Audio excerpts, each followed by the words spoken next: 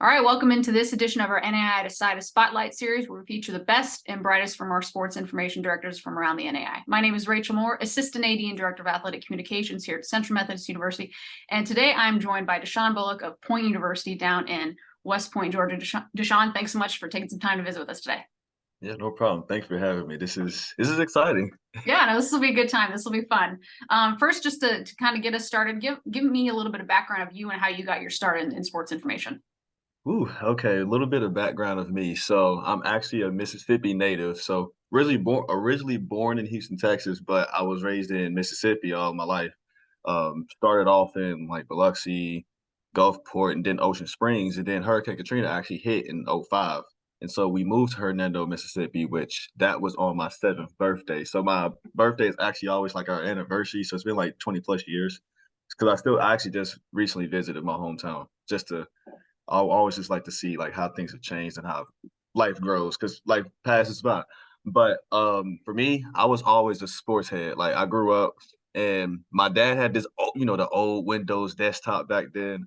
I would always get on his computer and just look up stats. Now, I didn't think that would actually take me to this point now. I just loved sports and I was just like looking up sports, watching sports. And so I played sports really majority of my life. Like I started playing football when I was 7. Um, went through and played through that whole time. In high school, I actually wanted to do broadcast, but I actually genuinely did not know how to get started in that 'cause we didn't have a program for that in my high school. So it was one of those things where it was a fantasy in my head. I was like, man, maybe one day I could pick up a headset or something. And then kind of fast forward my first 2 years in college, I was playing football at Northeast Mississippi Community College. So good times. But then when I graduated, of course, I have to look for another school to transfer to. And at the time, it was going to be McPherson. I was going to go to McPherson, but I was a bit more picky this time because I wanted to have my life set up after football as I was getting ready to go to another school. So I was really asking a lot of questions that many people don't ask, which is, hey, what's the academics looking like? So Faulkner University was another school that reached out to me right before I was about to close the recruitment. Went out and visited, and then I actually met my mentor at the time, which is Jeremy Smith. He's the sports information director at Faulkner. So he was just telling me about the whole thing that they have, which they have Faulkner Sports Network. And I was like, okay, that sounds good. And he's like a charmer. So I remember he walked off after telling me all this. He comes back, he's like, oh, and you get a scholarship for this. Oh, hold on. Hey, Dad, I'm going to Alabama. So I came out there. I did not know what to expect. 'Cause I knew about sports information, but I truly didn't know that it was a career behind it at the time. So I really got to sit in every single day in the sports information office and see how everything worked. And then, of course, that's how I got into broadcast. I remember the first time I got into broadcast was like 2 weeks in. Like it was a basketball game. It's like, hey, go ahead and do Fowler reporting. And I always go back and watch that video now to give my student workers confidence when they want to do interviews. Like, this was me. I had no preparation. I didn't know what I was doing. I was nervous and I was shaking. Like, it's okay. So, fast forward to that, kind of just going through my next really 3.5 years. Um, I was still playing football while managing that. But my senior year, COVID hit and I really didn't know what was going to happen. Like, well, COVID hit my junior year and we came back in the fall. We didn't have a fall season, so I really didn't know how we were going to do it. Mentally was just not into playing football anymore. So it was time to make a decision. We were creating a show on campus with Faulkner Sports Network called FSN. Now they wanted me to host it, and I was like, man, I need to go ahead and start building to the career that I want. I knew I wanted to work in sports, in the sports media world.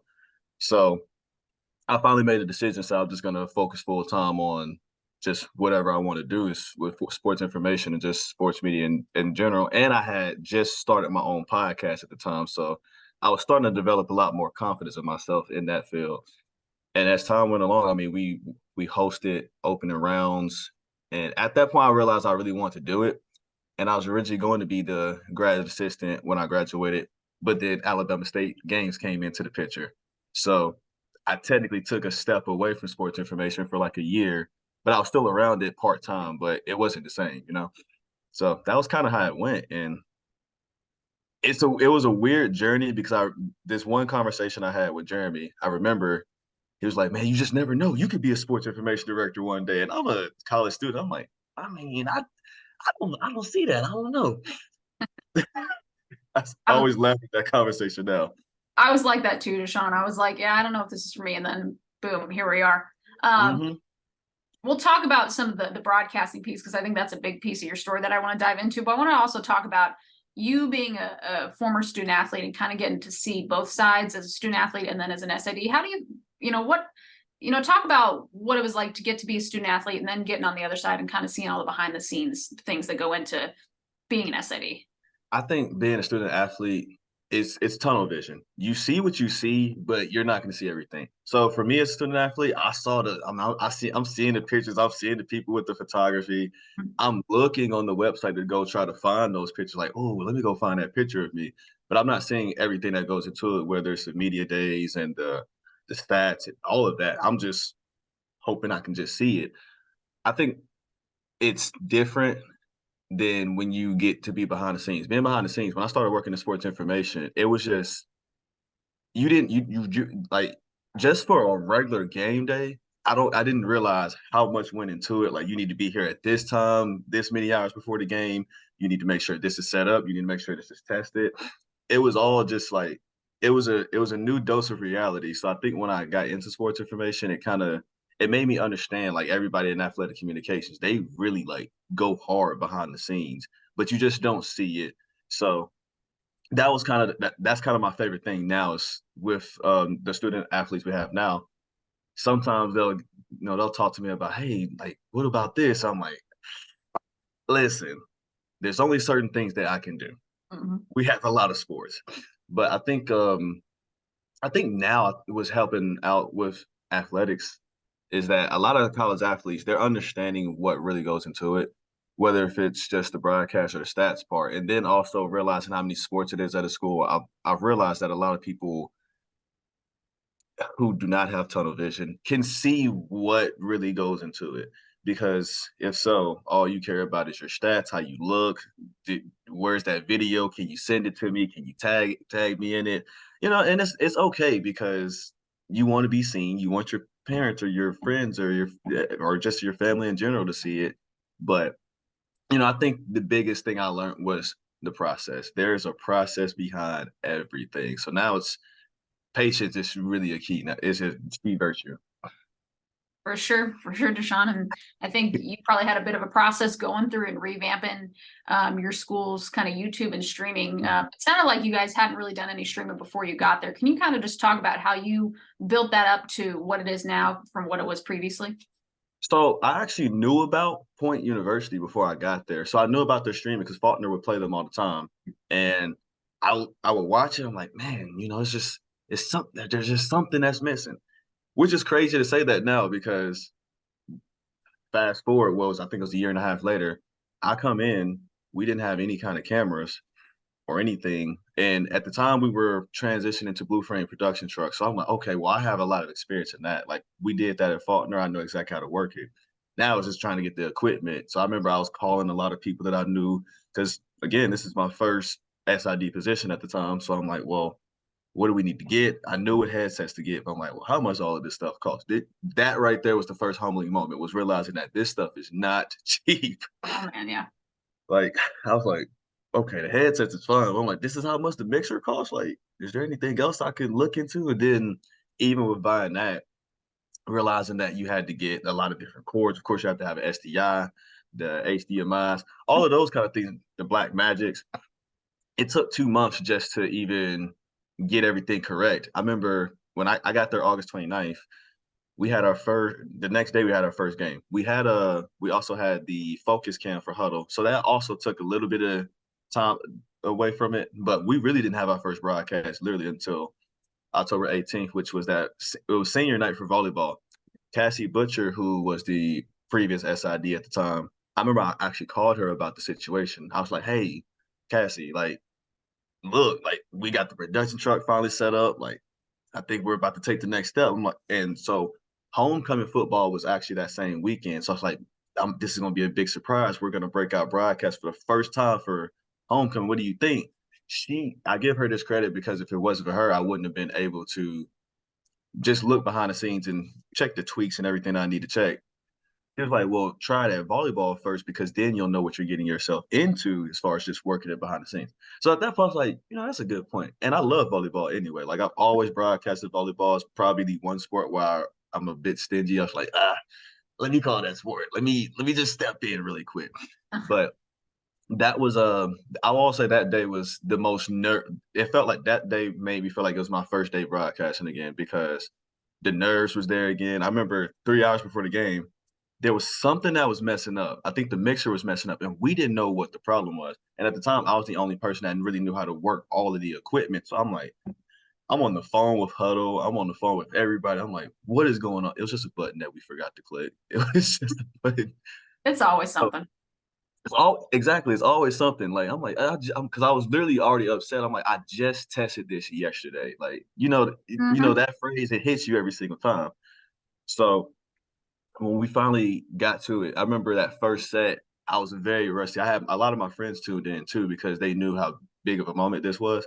They tuned in and it was just different because it was just the first broadcast in school history. And I remember after that game, it just a lot of things changed around school. It changed around for the athletes too because the confidence came back. Because again, broadcasting was a big part of my background, and this was the first time a lot of people had saw this side of me. Everybody just saw that I could take pictures, that I was, doing a few interviews and doing PA, and just that was just a small dose. But the broadcast was like, this is exactly the vision that I'm creating. But I think I always look at the first game I ever did there, which we still had an iPad at the time, so we were using iPads to stream it.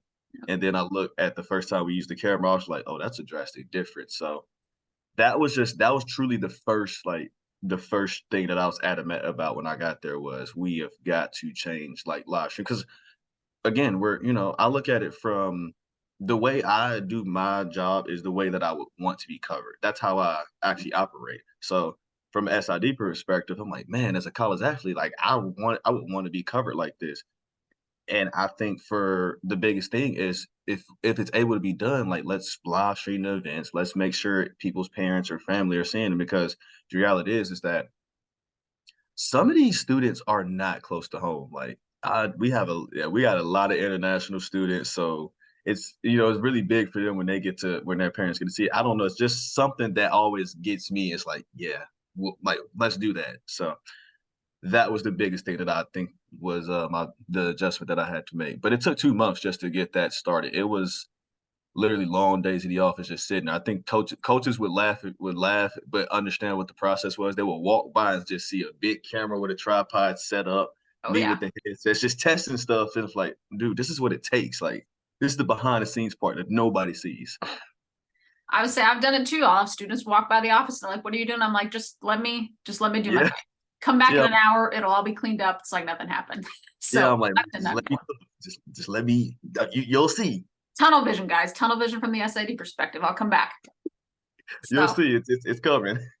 Desean, I want to talk a little bit about your time at the Alabama State Games. I did something similar too. I interned for the Sunflower State Games here in Kansas, and it gave kind of a different perspective on the game operations piece of it. And I think it helped probably mold me and you too into working like 12, 15-hour days. Kind of talk about that experience during your time there and how that helped you prep for this role.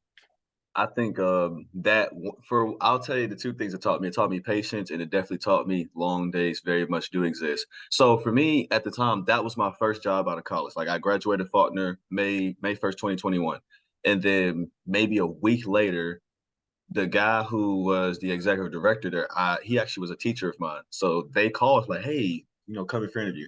I'm thinking first job out of college, that's fine, and it's sports too, and it's a nonprofit organization that job there was a lot that I learned from a business side because that's how I actually learned how to type my emails better because I was good at emails in college, but there you got to send emails every day. Like I was a sports coordinator too, so we're having to manage maybe 8 to 9 sports, but we're truly like the behind the scenes. Like when you see tournaments being set up, I'm having to make sure we have a tournament director, make sure the venue is booked, make sure we have food for the tournament, make sure if we're having referees, say if it's a wrestling tournament, make sure the referees are coming, are booked, and we can pay them and be fed, make sure they get t-shirts.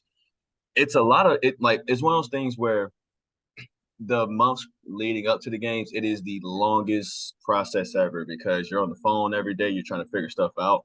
And you think wasting a day makes sense, like, okay, it's a random Wednesday. We don't really have much to do. It's January. The games aren't until June.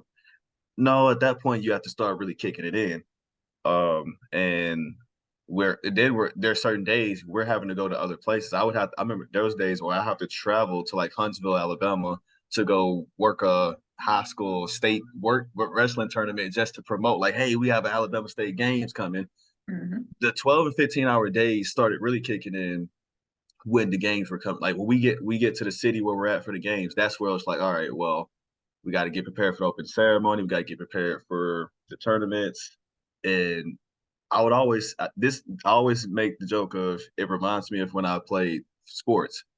When we play college football, you leave the room at like 8 o'clock in the morning. You're not coming back to your room until like 10 p.m., maybe 11 p.m. That's how it felt. Like we wake up, we got to be at breakfast at 7, and whatever you have to do for the day, you might not go back to. I think I was back to. There was one time I went back to the room. I said, I have 2 hours. I'm gonna take a nap. Well, I couldn't take a nap because I had referees calling me, tournament directors calling me, and also we got to make sure their hotels are booked too. So if there's an issue, we got to call the hotel and fix that situation. But no, that taught me a lot because I remember there was a track meet I worked. I got there and I was there from 11 a.m. Didn't leave until 6 p.m. It's hot. I am exhausted. I have to finish the day. And now it's just the same as at a sporting event. Like, man, it's a long day, but we got to give them the coverage. We got to make sure everything is going good. I can't leave this building until I feel like they have gotten the best coverage. So to me, it's the same thing with long days, and the preparation is the same because you have to really work so hard behind the scenes just to see the fruits and the labor of what's going to happen on the scene. But woo, that was a very humbling time just because those long hours very much were they were so different at the time. Like I just was not used to it. But when did come back to sports information full time, I was like, well, I'm used to it now. Like I was so molded into it. It's all part of the process now. It's just easy peasy. Oh yeah, now it's like, well, whatever. This is just like people on the outside never realize. Like to me, that's a regular day. Like they'll be like, man, that's a lot that you do. I'm like, this is a regular day. Like a crossover day is when you should think this is a lot. Yeah, 12-hour days is nothing anymore for me. Oh, So yeah. Now, yeah, 12-hour days is like, oh, that's just a regular day. Like, heck, yeah, that's our nine to now, five. yeah, yeah. I say it Deshaun, all the time. I want to It's, talk about your time at convention. We met at convention this past June in Orlando, and you were actually a grant recipient and got to go down there. I think most of your stuff, if not most of all of it, was probably covered. Talk about the process of going through and applying for that grant and then finding out that you got it, like what that experience was like. well, I remember the day I got a call from Miss Lori about the grant recipient. I, I always joke with her all the time. I told her when she called me, I was like, "Are you sure?" I'm like, "Is this real?" Because I knew I wanted to go to the convention. I've heard so much about it. I'm Cassie again, another person who really suggested that I'll go. Because I was like, "Hey, what do you think about this? I know you went. Like, what do you think?" Told me it was a great experience of her time. I've heard it so many times, but you never know until you go. So yeah, I remember I just saw the application. I said, well, let's apply because you'll never know until you do it. Then when I got the call, I was like, well, I have to go now because I'm a grant recipient. It's coming back to me anyway. Mhm. But yeah, I think just the convention overall that was such a different experience. I didn't know how to prepare for it. I will say that it was I was so nervous. Like I remember the day before I panicked. I was packing. I was like, I don't even know like how I'm supposed to be preparing for this. I know I brought my notebook and everything, but I actually had to run to my office the next morning before I went to the airport because I forgot like 50 business cards. I was like, well, I need to go get my business cards. Let me go get those. I was coming out there to be so professional, not realizing that, sometimes it's just felt just the fellowship part is the networking part. So I think I was just more nervous because it was my first convention because you're around different people from, D1s, D2s, D3s, NAIAs, JUCOs, and and for me, with me being my first time, like a first year SID, I only knew a few people coming in, but leaving that convention, I knew a lot more people leaving that convention for sure. You got a few more business cards, huh? Oh, absolutely. Yeah, absolutely. I remember when I came home, I set all the business cards across my bed. I was like, I do not remember having all of these business cards. Like the speed networking. I remember the speed networking event. That was different because I did not realize like that was a lot of voices all around my ear while trying to like talk face to Oh yeah. face. Like I'm looking around like, dude, like, are we really doing this right now? But Oh yeah. yeah, that was That's such a cool event though. 100 miles an hour all the time. What more could you ask for though, as an SID? At Um, that point, it's just truly athletics because like it's yeah. just like Controlled chaos is what I call it. yes, Yep. yes, it's the chaos we like. It is. We love it. Yeah. So Deshaun, with you now having that first convention under your belt from CSC, Mm. folks that may be thinking about going or aren't sure if they want to go or not this next year in Vegas, now that you've been through it, what are some points that you would say, yes, you need to go because of this, or why do members why do they need to go to convention? What are some of the important pieces that they can get out of it?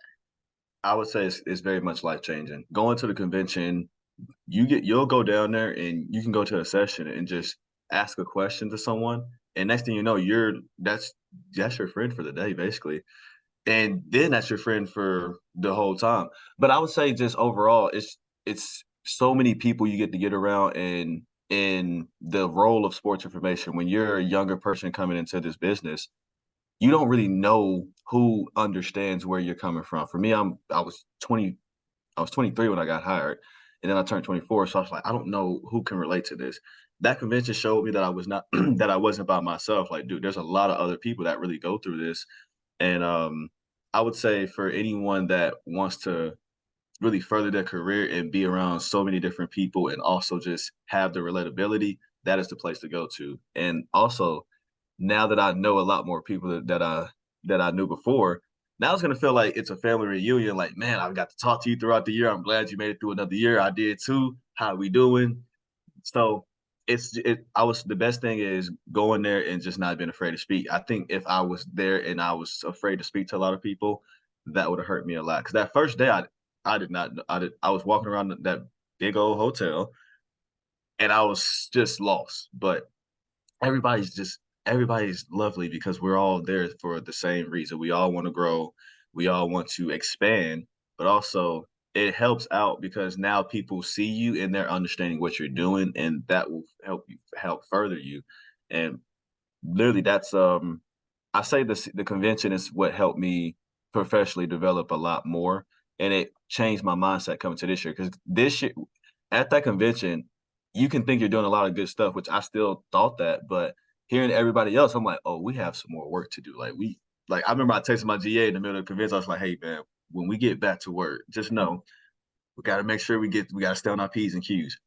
And also that helped me because when that's what fast forward to the 30 on the 30, that was the it wasn't it was shocking, but it wasn't. I would say it was shocking because like, oh, like I thought about it for the longest, like, one day maybe. But also at that point, because of how the mindset I had from the convention this year, I was like, I just want us to be great at point, but also I want to just support everybody else in sports information. So I think it became under the convention shows you exactly what your reason is for the job is. It'll either give you your why or it'll kind of show you what you need to work on. And I think it gave me my why. Like I do love what I do and I love supporting the student athletes. I love serving the student athletes, but it's also showing me like take time for yourself, but also focus on what you can work on, but still treat yourself like a regular human being.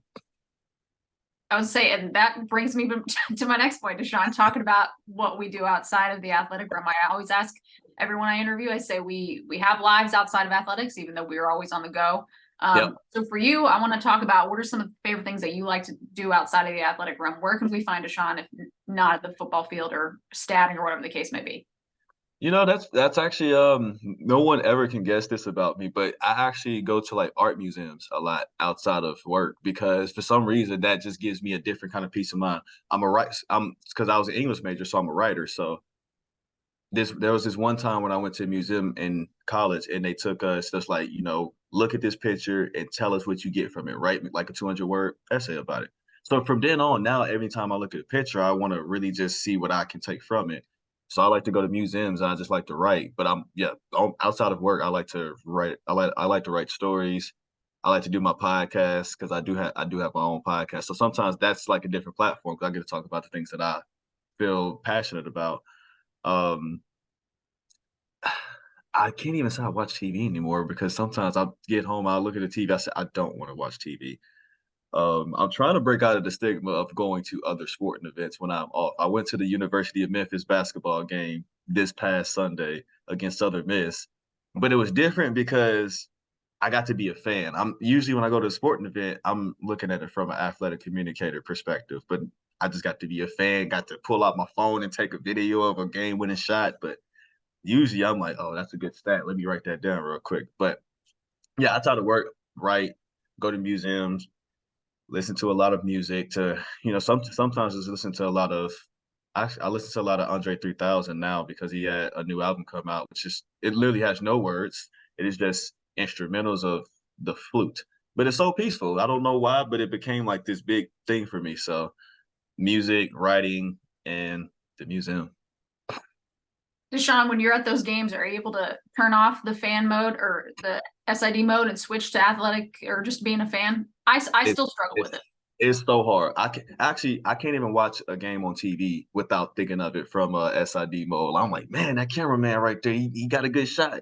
Or I'll even when I'm looking at the score, I'm like, score, score, score, gotta change the score. It's so hard. Even when I went to that basketball game in Memphis, the first thing I did when I walked in was look at their scores table. That was the first thing I did. I was like, oh, that's a nice scores table right there. Like I don't know. I'm learning more now because last year I couldn't turn it off. It was hard to turn it off. This year I can turn it off better, but it'll be like for a 5 minute break. Well, let me just kind of look at the scores table. Like it took everything in me not to go down there and look at some of the equipment that they had because I was like, man, I just want to know like how y'all do this. But it's a it's a very healthy balance now. Like now it's not like turn it off. It's just all right. This is the time you have off. Enjoy it. But sporting events are so hard to look at it from a athletic communicator perspective or just the SID life. Even if I go to another event that is not mine, I'll go to another event and I'm just there just to be visiting. And it's hard. Or if our team is traveling on the road, that's the hardest part is when our team is traveling on the road. And I'm there as the SID, but I'm there as like a videographer, photographer, and I'm seeing stuff and I'm like, ah, I mean, I don't know. It's so hard. I think that's what makes us probably great at our jobs and that we're always evaluating, looking, seeing what we can tweak and make better. So I still do it. Even though I've got about a month off here, but I'm sure I'll be at some sporting events doing some critiquing like you. So Oh we'll yeah. be all right. Last question for you, Desean, I'll let you go. Hopefully we're into the end of our, run of fall and we get a little bit of time off, but I want to just ask kind of what your plans are for the holiday breaks and like when you guys end up coming back, what are you going to do with that time off? All right. So with that time off, excuse me. With that time off, I'm actually gonna visit. I'm gonna visit family. Gonna relax just because I always say Christmas break is like a SID's. It could be the SID reward sometimes because you get a few of those days off before you have to start preparing for the spring semester. But visit family, visit my nephew. He's 7 years old. Get to check on him a bit and try to see if he's still a sports fan or not, and try not to train him in any sports if I can. But try to visit some of my friends as well. I went to my hometown recently just to visit them because I didn't go home on Thanksgiving to visit them just because I actually decided to take a step back a little bit and relax. But yeah, just take time for my family and my friends and just, catch up because the reality is that I live 5 hours from my hometown. So I can't always keep up with them and the life that we are in in SID life. Sometimes when you're 100 miles running, you can take time to text a friend back, but I'm most likely gonna have to try to answer a call from like the AD or if it's a student worker first, because like this might be really important. But yeah, just make sure family and friends are, in good graces, and then also take time for myself and actually stretch. I always say that this is the time I can breathe normal because I don't have to think about, oh wow, we have a game tomorrow or we have a game in the next 3 days. Let's start preparing for the no. So it'd be good to just breathe, relax, go smell the flowers or something. Exactly. That's Deshaun Bullock from Point University down in West Point, Georgia. Deshaun, we really appreciate your time and best of luck and enjoy some holiday time, and we'll see you in the new year. Will do. Thank you.